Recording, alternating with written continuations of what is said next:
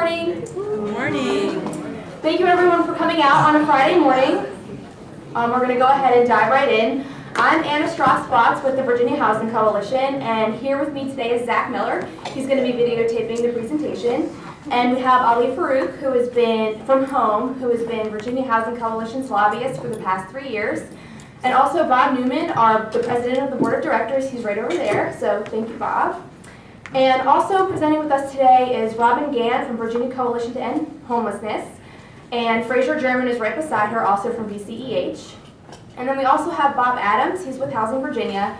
And VHC, Housing Virginia, and VCEH are here today to present basically what happens at the state and federal level. So these housing policy forums are the way that we build our policy agendas moving forward into 2014. So we're really here to get your feedback. We want to hear what you think. We would like to hear where you'd like to see us focus our efforts moving forward. Our end goal is to ensure good, affordable housing policies moving forward into next year. Before we get started, I'd also just like to point out and thank VHDA for their recent installation of the Hall of Fame Awards. They're right outside the back door. They've given us space to house the Hall of Famers that are awarded at the Virginia Housing Coalition Luncheon every June. And I can see that we have a lot of people from VHDA here today, so thank you very much. And we'll just dive right in. Bob Adams with Housing Virginia.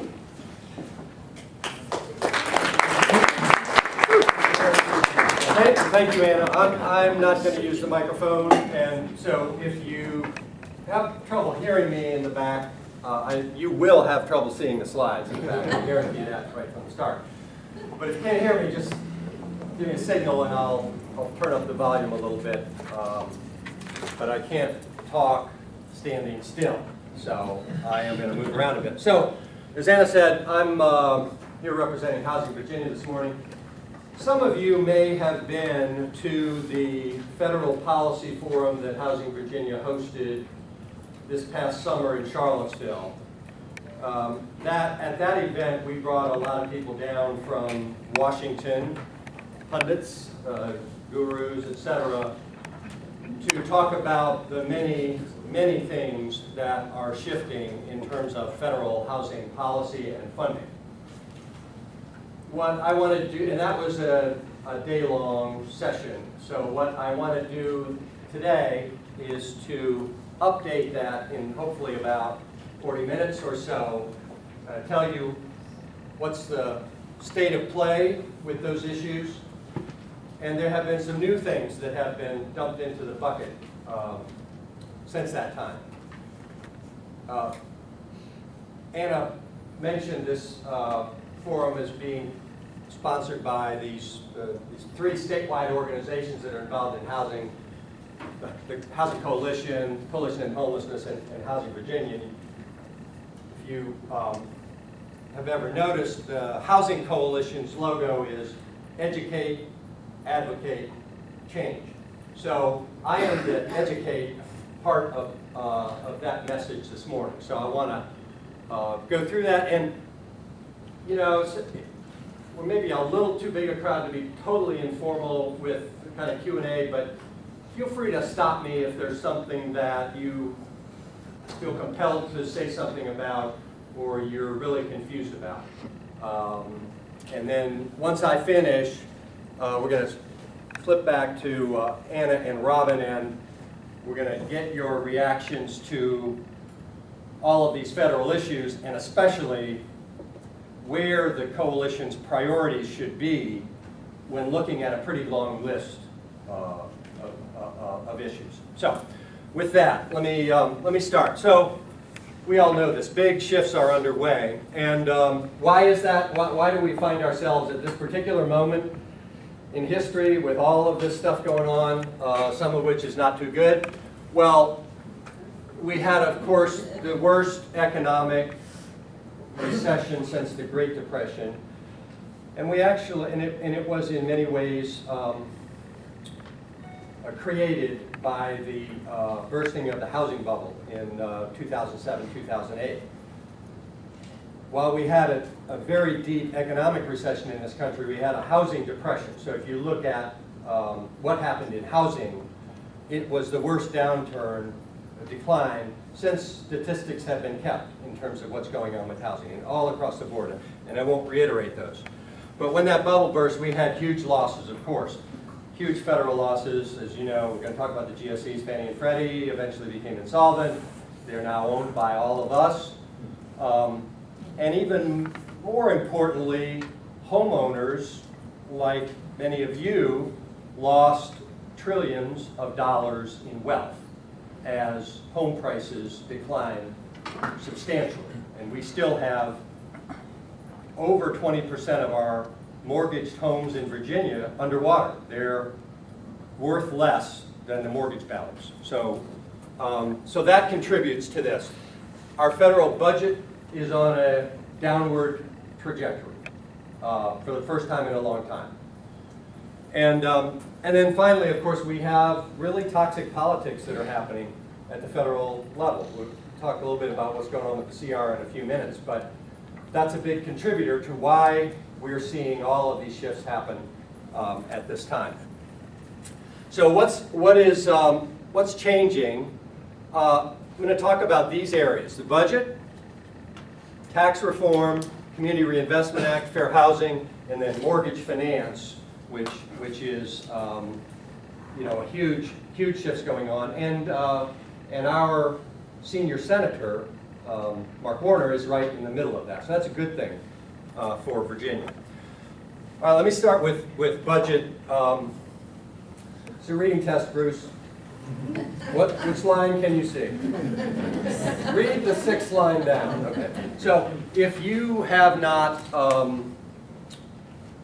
picked up the handouts that are in the back of the room over there by the windows you're walking, please do that now, because I'm going to refer to some of those as we go along, and Anna will as well. So I'm not going to go through this, but you've got it in front of you, and the main point here is this just shows you what's been happening at the federal level with funding for HUD programs and RD programs since FY10. So it gives you FY10 as a baseline, and then it shows you what was enacted in FY13 with the sequester in place. And I can't remember whether the president's FY14 budget is on there or not. You know, one of the things we'll talk about is the president's FY14 budget is really irrelevant. You know, budgets submitted by the president right now are pretty much irrelevant in our budgeting process. So the main message here is you can see these big declines, and it's cheating a little bit to use FY10 as the starting point, because FY10 was stimulus. So there was additional money that came in, but that was the high water mark. And so let me just talk about a couple of sub areas in here and hit on some of the high points. So vouchers, housing vouchers, which is that's the biggest line item in the HUD budget. That's rental assistance that's tenant-based. If you look at renewals from FY10 to FY13, those are pretty flat. I'm not looking at the numbers now. Maybe a slight decline, or maybe a tiny uptick. But the problem with that, of course, is that while those renewals have stayed constant, costs in the program have been rising. Rents have been rising. One of the things that has happened over the last 5 or 6 years, as sales prices for homes have declined dramatically, rental rates have continued a steady climb upward. Rental housing was not nearly as affected by the housing crash. So we now see rents significantly above where they were 4 years ago. Voucher organizations that are operating voucher programs have to deal with that. I mean, they can't just arbitrarily pay landlords less than what the approved rents are. So voucher programs are getting squeezed. There's hardly any new vouchers that are coming into the system right now. There's some boutique programs. VASH, which is for veterans, is one that's getting some additional vouchers coming in that's focused at homelessness, preventing homelessness. The reality on the ground is that very few existing voucher holders have lost their homes yet. And that, I think, is the tipping point that lies ahead of us, because we took a look at PHAs in Virginia. I did a survey a few months back to see what they were doing to deal with reductions in funding as a result of the sequester. What we found was they told us for FY13 about 7% cut in their program, and the way they were dealing with that resulted for just 9 PHAs, and I think there's 26 in the state, just 9 responded, almost 800 vouchers were being cut out of those programs. Those are vouchers that are being pulled out at turnover, and we haven't yet reached the point where PHAs or other administrators are having to go to an existing voucher holder and say, I'm sorry, no longer have money to pay your rent. You were out of the voucher program, and that person who was in affordable housing is now out on the street. I think that has been a strategy, of course, that voucher administrators have used, and that's a strategy that HUD has been using to try to hold off when we get to that point where people currently receiving assistance actually lose their assistance. Because once that happens, then newspaper stories, then it becomes a bit of a crisis. That's, you know, as sad as that is for the individuals affected, that may need to be what happens for people to wake up that we can't continue on the path that we're on. Just to go back here, the other thing that's happening is admin money's being cut. I know there's a couple of housing authorities here, down 17%. The cost of administering these programs is not decreasing, it's increasing. So that's a recipe for disaster also. You ask people to do more and you give them less money.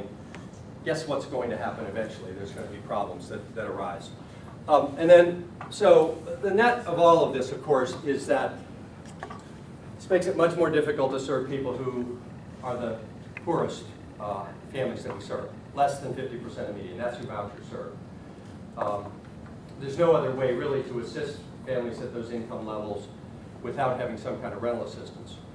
We've had some real success in the state. Robin will talk a little bit about this, in decreasing homelessness.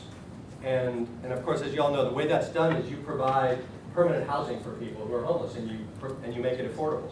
Well, if somebody's at 30 or 35% of median, I don't care how much subsidy you build in, capital subsidy you build into creating the unit, if you don't have rental assistance, you're not going to be able to house that person. So squeezing our voucher and rental assistance programs, it really puts at risk the progress that we've made in reducing homelessness. So just project-based Section 8, which is the flip side of vouchers, it's attached to a physical building. That's the second largest line item in HUD's budget. That's also being reduced, and HUD's strategy has been to do what's called short funding these projects, which is to not do a 12-month contract, but do a 11-month contract or a 10.5-month contract. So you're kind of constantly robbing Peter to pay Paul on this. The only thing I want to say about this is it used to be that if you were doing affordable housing and you had a project-based Section 8 contract from HUD for that housing, that was really the gold standard for approaching investors and lenders.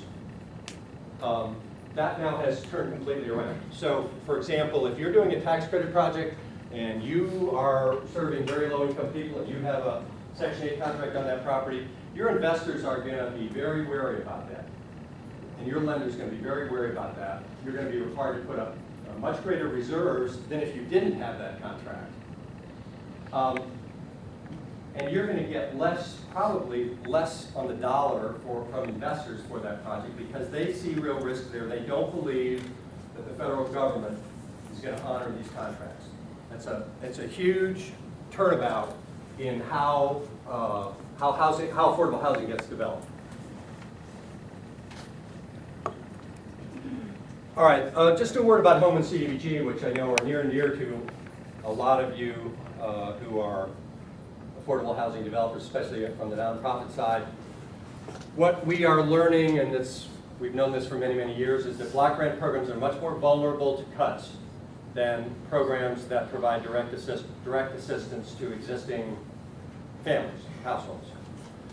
When you cut a block grant program, you're not necessarily seeing someone then sitting on the sidewalk because they've lost that voucher or their building has lost its Section 8 contract.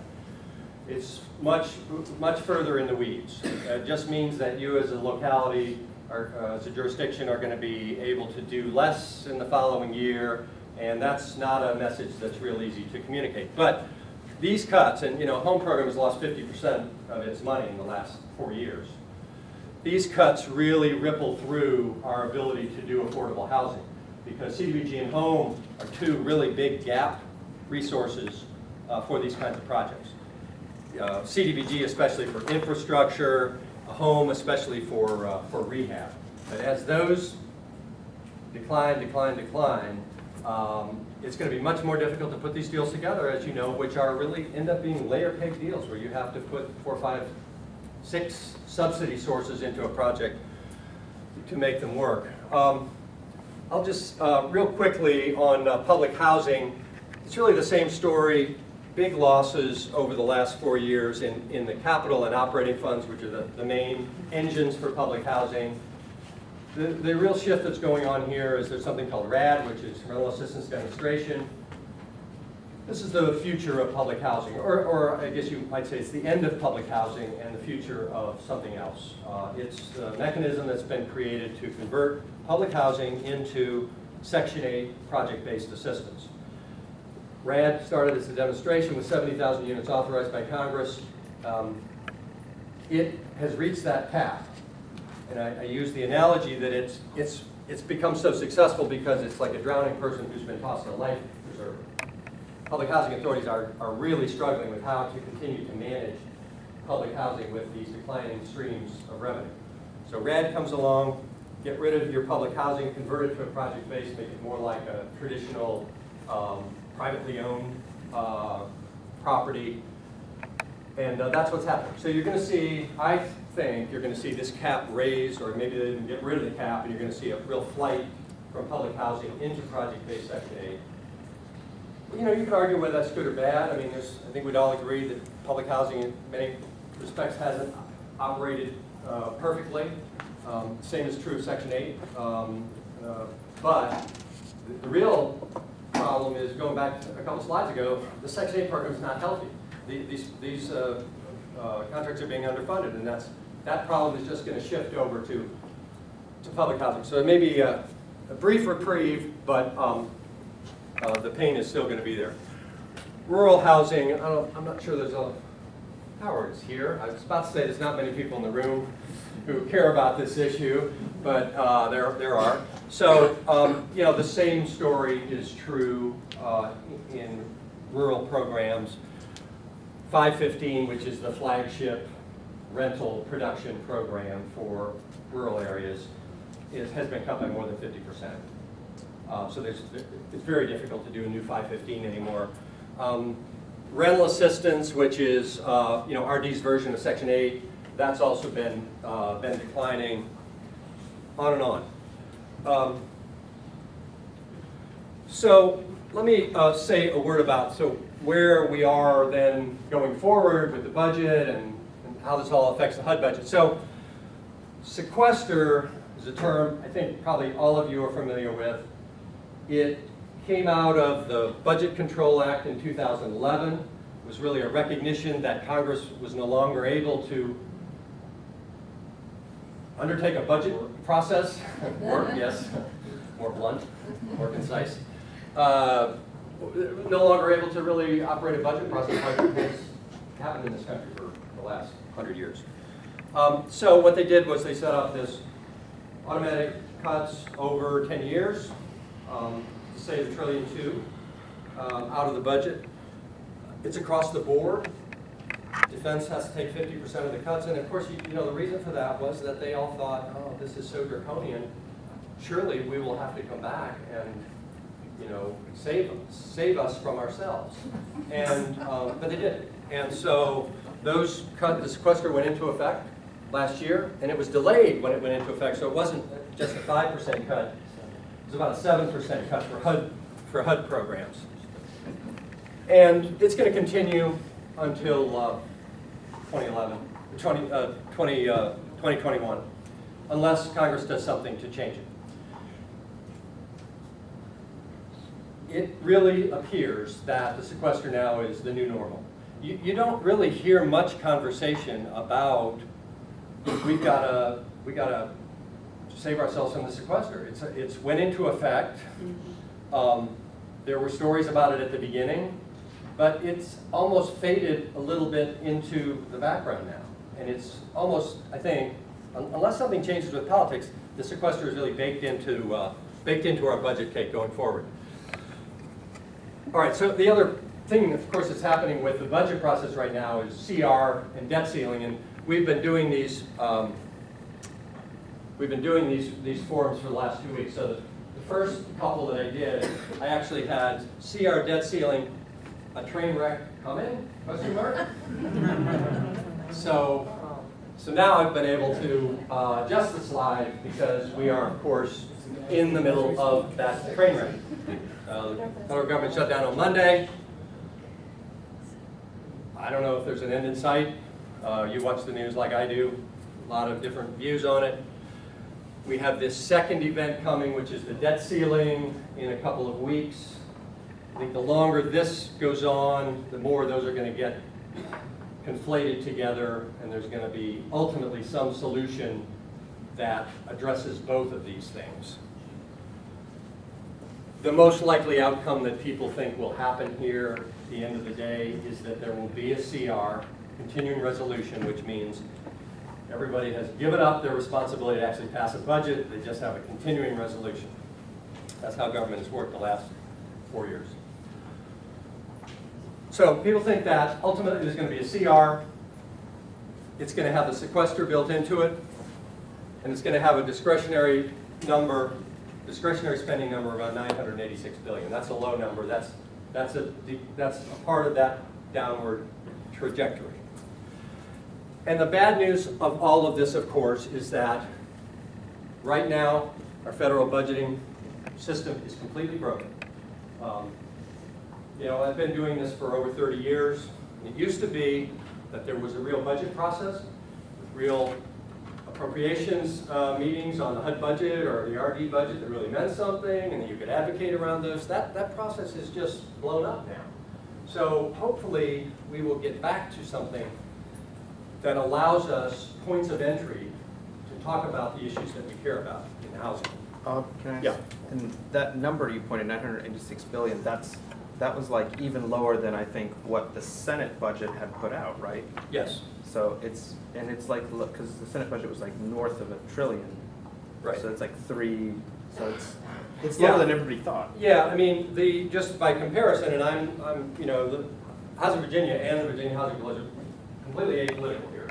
But I would point out, as by contrast, as some of you may be familiar with Paul Ryan's budget, the Republican budget in the House, which some people viewed as quite draconian. The number in Paul Ryan's budget was 979. Yeah. So the trajectory downward is steeper than people think. Yeah. And we're still at an impasse. So, all right, let me switch gears and talk about tax reform. And is it possible? So this is really the key takeaway. Tax reform has been talked about in Washington for, well, when was the tax? When did we get income tax? What's that? During the Depression? This is a quiz, a trivia. 1950? 1911. So tax reform at least has been talked about since 1911. But there's been a lot of conversation in the last, certainly 10 years, about simplifying the tax code. Of course, the tax code is ridiculously complicated. And it's a Rube Goldberg situation that's been created by, hundreds and thousands of lobbyists for particular interests. So we could all agree that the tax code probably is not optimal. So there is this notion of, well, let's just simplify it. And I think there's a underlying skepticism that this could ever happen, that the sides won't ever agree, and the lobbyists will never let their pet deductions or exemptions go away. So there's this inertia that will prevent tax reform from happening. That's a very dangerous position to take, because we have had big tax reform in this country. We had it in 1986. It fundamental, and it came on very quickly. People were not expecting it to happen, and it fundamentally reshaped how multifamily housing is financed in this country. Out of that came the low-income housing tax credit program. So I think my message would be that I think tax reform is fully possible. It has some momentum, and I think what makes it even more possible in this environment is that there are so many things in flux right now that it's almost like, well, there's all this going on, why not just completely throw out the tax code and start over again? I think in this environment, that kind of thing has some possibility. So there's energy on both the House and the Senate on this. Dave Camp, who heads House Ways and Means, is expected to put in a tax bill in October. That tax bill is likely to strip out a lot of things, including the low-income housing tax credit program and the new market tax credit program, which, keep in mind, those are tiny, tiny little fleas on the tail of the dog. So they may be things that we care a lot about that are huge for us, but when you're reshaping the entire tax code for the country, those, we need to be sure that they see us, because in the grand scheme of things, that's the sort of thing that can drop away in the course of a negotiation around a table during this process.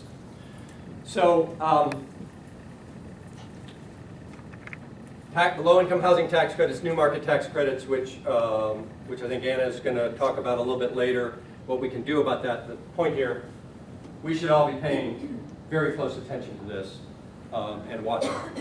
All right, so now you get a brief break from this. This stuff can be really tiring and it's very depressing. You've been a really good audience. Nobody has, well, I think there has been a little sobbing in the back. I think Herb was sobbing quietly, I think, at one point earlier in my comments. But so I'm moving toward retirement age here, and so thinking about next vocation and thinking about trying to get into something to do with wine because, hey, I like to drink it. So why not take it on as a business? So I've been reading a lot. So I was looking at reading one of my wine books the other night, and I ran across this fact, which is, this is about olfactory senses. Your taste and your smell are kind of connected with each other. So these were the olfactory senses that were turn-ons for women and turn-offs, and for men, turn-ons, turn-offs. So the only thing I really want to point out here, the only one that appears in both columns, lavender. So, if you want to make that special evening something, get a little lavender introduced into the air and let the magic happen. So, the only other two things I would point out is men turn on donuts. That's really shameful. And turn-offs, men, none found, really. Makes me embarrassed to be a man. Okay. So, just a couple of other really quick things then, to sort of pile on. The Community Reinvestment Act, this is the base legislation passed in the early 70s. It sets up a set of rules by which banks are held accountable to be responsive to their communities in sort of big terms. So if a bank is getting a lot of its deposits from a neighborhood near the bank, the federal government had an interest in saying, well, if you're doing that, you ought to be providing some services in that neighborhood. You ought to be lending money in that neighborhood, or you ought to have a branch bank in that neighborhood, or there should be some quid pro quo. You can't just take deposits from some neighborhood in South Richmond and use it to go to a horse race in New York. So it's about that, making some relationship between where the bank's money deposits come from and where they provide banking services. There's a pretty significant change happening with CRA right now, which I think reflects what's happening with banks. And that is that, think about not to pick up Capital One, but think about Capital One as a bank. It's a very big bank, but you don't see a lot of Capital One banks on the corner in communities anywhere. They have a huge credit card operation. They also have a banking operation. most of their banking operation, in fact, I don't know what the numbers are, but I'm guessing it's 80, 90% is online. So there's a real move toward away from the, I walk into my local bank on the corner, I set up my savings deposit, and my bank, you know, this is the It's a Wonderful Life, Bailey Savings and Loan, Jimmy Stewart model. That is no longer in effect. We now almost have a worldwide virtual banking system. And CRA is beginning to recognize that. And you know, I think it's a reality. I don't know that I say that's good or bad. But the real impact of this is that under CRA now, what used to be this notion of local community is going to be expanded significantly. So that federal regulators are going to be looking at regional, statewide, and even national investments by banks as perhaps being appropriate and meeting their CRA requirements. I think it's going to depend a lot on exactly what those look like. But you know, here's one good outcome of that probably will happen. It was talked about a lot at the tax credit conference that the coalition did a few weeks ago. If you have a tax credit project if you have a small rural tax credit project in Pennington Gap of 40 units, and you have a similar 40-unit project in Arlington, Virginia, you are going to get significantly higher level of investment for that Arlington, Virginia project. You're going to get 95 cents or $1 for that Arlington project, and you're going to be hard-pressed to find an investor. BCDC is here. They'll always step up for those small rural projects, but you're going to be much harder pressed to find an investor for a small rural project, and when you do find an investor, you're going to get less money. That's because of CRA. CRA drives all that bank investment into these major metropolitan areas, which are big CRA communities. With this, you'll see, I think, a flattening of that. Winners and losers. It's good for smaller projects, good for rural areas, or areas that aren't high CRA targets right now. So, again, I don't put any value on that other than to say it's a significant change that's about to happen. Now, fair housing, we have another pretty fundamental shift that's going on. There was new guidance that came out a few weeks ago that basically puts some new parameters around how localities can do their barriers, impediments to fair housing. Is that what it is? Impediments to fair housing. Analysis of impediments. Analysis of impediments to fair housing. That's something that has to be done every 5 years, maybe? Yeah. 5 years. So the shift that's happening here is that HUD is now saying, okay, we're very concerned about these ongoing areas of concentrated poverty in some communities where it just we don't seem to be breaking those open. And Richmond is a perfect example. We have long-term concentrated areas of poverty in the city of Richmond. HUD's saying, okay, you've got these areas of poverty. You either need to, if you're going to continue to invest federal monies in these areas, you need to be able to show how you are making these areas of concentrated poverty into quote-unquote communities of opportunity. The other thing that this fair housing rate or guidance talks about is communities of opportunity, which are areas where you have better access to jobs, better access to healthy food, transportation, good schools, et cetera, et cetera. This broad-based set of characteristics that we all would like in the communities that we live in, and that do not exist largely in these high concentrated poverty areas. So HUD's going to be much more aggressive about saying, look, you either find a strategy for getting people who live in your concentrated areas of poverty out and into communities of opportunity, or if you're not going to do that, you better be able to show us how you have a credible strategy to transform that neighborhood, which is it's not just about rehabbing that rundown affordable housing project.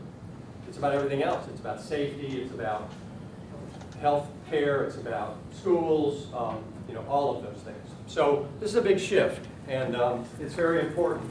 It's going to take a while to play out, but and there's been very positive reaction to this from fair housing organizations like Home, There's also been some concerns expressed by localities and by developers about, well, does this mean we can no longer rehab that rundown property that happens to be in a area of concentrated poverty? So we'll see how that goes. All right, last thing I'm going to touch on here is mortgage finance reform.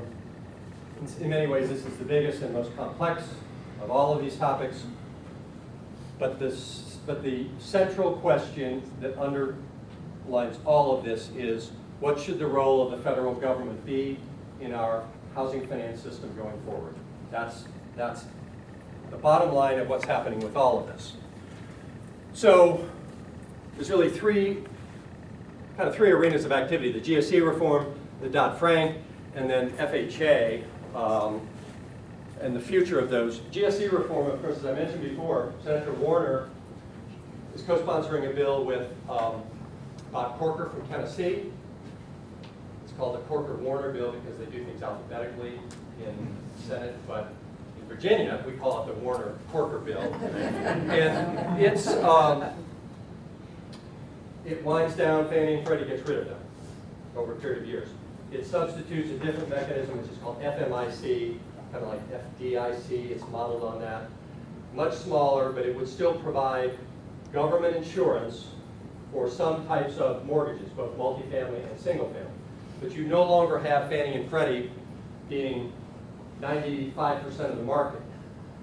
The goal is to try to create this new competitive system where you may have 10 or 15 mortgage security issuers, you know, the JP Morgans of the world. Some of those will need federal insurance depending on what kinds of mortgages are underlying those securities, and they would use FMIC. So the purpose of all this, and the reason why it's important to have a federal role remaining here, is that we need to preserve access to capital even during times of economic downturn. You know, if Fannie and Freddie hadn't been there and owned by the federal government for the last 5 years, we would have had no mortgage activity. Fannie and Freddie are our mortgage finance system in this country right now. We also want to retain the single-family 30-year fixed-rate mortgage. That's in some ways unique to the United States. It's served us very well. If you go to Canada, you can't get a 30-year fixed-rate mortgage. Pretty much everything resets on 5 years. So this long-term fixed-rate mortgage has really been a critical part of the stability that we've had in our housing market up until 5 years ago. And then, of course, rental housing, especially smaller or unique kind of rental housing, or rental housing that's in rural areas or in impacted urban areas. Private capital is not necessarily going to go there without some kind of federal guarantee. So these are all important things. I think the takeaway here is, you already see it. Mortgage rates are going up. They're not going to come down in the near future. They're going to keep trending up, and other fees associated with mortgages are going to go up. That gets back to that big question about the role of the federal government. What's happening here is Washington is trying to create a system which brings private capital back into the mortgage finance system, and the only way that's going to happen is for returns to go up. So rates are going to go up and fees are going to go up, and that's almost inexorable. There may be ups and downs along the way. One thing real quickly that the Warner-Corker bill does is it incorporates the National Housing Trust Fund. It will put the trust fund will require this new entity to make a deposit based on the amount of loans that it's insuring. It's really important, I think, that we keep the National Housing Trust Fund in this as GSE reform rolls forward. The Senate is likely to pass the Warner-Corker bill this fall. The House has a bill which basically removes the federal government completely from housing in any way. I guess there'll be a conference and then try to see what comes out of that conference. It's going to take some effort to keep the National Housing Trust Fund in. But why is that important?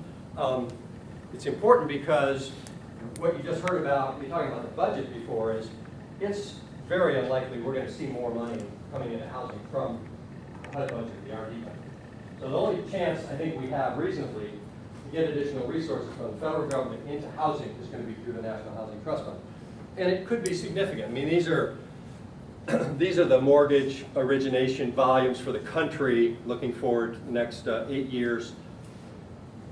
You know, so right now we're a little under $2 trillion a year. That's because we have a huge amount of refinancing still being done. That's going to drop. But just if you run the numbers and you think about it, if 10 basis points of this were put into the National Housing Trust Fund, we generate about $1 billion.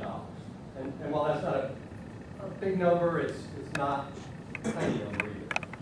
And that would grow over the years as the aggregate amount of insured mortgage debt increase. So I think the trust fund is really critical. This is the wiring diagram for GSE reform going forward, and I won't even try to explain that. Last thing is Dodd-Frank. And this presentation, along with the other ones you're going to see, are posted up on the Housing Coalition website and on the Housing Virginia website. Dodd-Frank, this is all about making a smaller box when it comes to how mortgages get underwritten and approved in this country. So credit, and this is of course the result of all these terrible loans that were made, liar loans, no doc loans, that led to the crisis, that led in part to the crisis in housing that we've had over the last 5 years. So bottom line here, it's going to be much harder for a low and moderate income family to get a loan going forward. Debt ratios are going to be harder. The credit requirements are higher. These so-called 8 factors that reflect ability to pay are going to be much more closely looked at. I mean, I know a number of you work in the mortgage end of this right now. I do a little bit, and I see it being much more challenging. There's a lot more scrutiny in terms of what's going on with mortgage lending. The only good thing here is that at the beginning of this process, it looked like there might be a 20% down requirement imposed, which of course would have been kind of the stake through the heart of affordable homeownership. That federal government has backed off of that. Right now, the draft rule that's out there, which is still available for comment until the end of the month, eliminates that 20% down payment requirement, but it does, the door is still open for them to come back and impose something else. So this motto, or that you've heard I think many times, is certainly applicable to where we are today. I did a little research. These are the Chinese characters that were translated into that. Does anybody read Chinese here? So I can tell you anything. So actually, what that translates as is it's better to be a dog in peaceful times than a man in chaotic times. So how that ended up may live in interesting times, I'm not quite sure, but there's no doubt we're in chaotic times right now, and I think we would rather be a dog and have this be more peaceful. But it is what it is, and I would just encourage all of you. This is all work in progress. I mean, when we talked about this in June, we were at one point in the process. We're further down the road now. 4 months from now, we'll know more. A year from now, I think we'll begin to see what is the shape of the future. We don't quite know that yet. So let's shift over and give you a chance to